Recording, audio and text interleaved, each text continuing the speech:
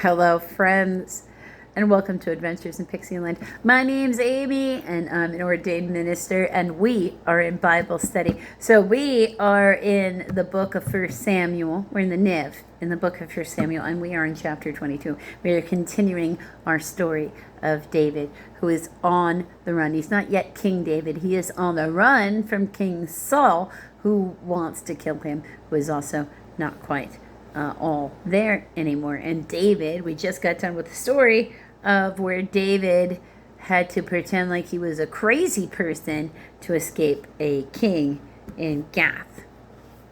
That's where Philistines live. Gath. So it's not like the best choice for him to go in. He is the one who cut off the head of their giant. It might not feel so inclined, especially if you come rolling in with the sword you used to cut that guy's head off in. David and Adullam and Mizpah, Adullam, Adullam. David left Gath and escaped to the cave of Adullam. When his brothers and his father's household heard about this, they went down there. They went down to him there. Oh, so his family showed him. All those who were in distress or in debt or discontent gathered about him, and he became their leader.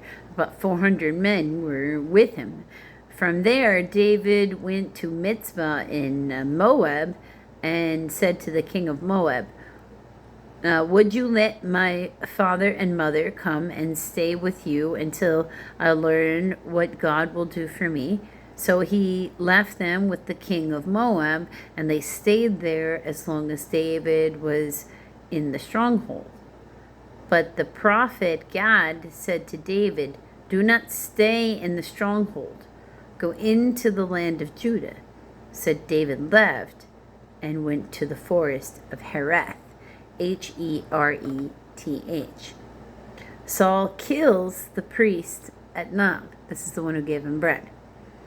Now Saul heard that David and his men had been discovered, and Saul, spear in hand, was seated under the tamarisk tree on the hill at Gibeah, the Gibeah, with all his officials standing around him. Saul said to them, listen, men of Benjamin, will the son of Jesse give all of you fields and vineyards? Will he make all of you commanders of thousands and commanders of hundreds? Is that why you have all conspired against me? No one tells me when my son makes a covenant with the son of Jesse. None of you is concerned about me or tells me that my son has incited my servant to lie in wait for me as he does today. But Doeg the Edomite, who was standing with Saul's officials, said, I saw the son of Jesse come to Ahimelech, the son of Ahitub, it's Ahitub, at Nob. Ahimelech inquired of the Lord for him, and he also gave him provisions and the sword of Goliath the Philistine. Then the king sent for the priest Ahimelech, son of Ahitub, and his father's whole family, who were the priests at Nob. So this is all Levites, okay? And they all came to the king. Saul said, listen now, son of Ahitub. Yes, my lord, he answered. Saul said to him, why have you conspired against me? You and the son of Jesse, giving him bread and a sword and inquiring of God for him, so that he has rebelled against me and lies in wait for me as he does today? Ahimelech answered the king, who of all your servants is as loyal as David, the king's son-in-law, the captain of your bodyguard, and highly respected in your household? Was that day the first time I inquired of God for him? Of course not. Let not the king accuse your servant or any of his father's family, for your servant knows nothing at all about this whole affair. But the king said, You will surely die, Ahimelech, you and your father's whole family. Then the king ordered guards at his side. Turn and kill the priests of the Lord, because they too have sided with David. They knew he was fleeing, yet they did not tell me. But the king's officials were not willing to raise a hand to strike the priests of the Lord. And there's a very good reason for that. The king then ordered Doeg, you turn and strike down the priests. So Doeg, the Edomite, turned and struck them down. That day he killed 85 men who wore the linen ephod.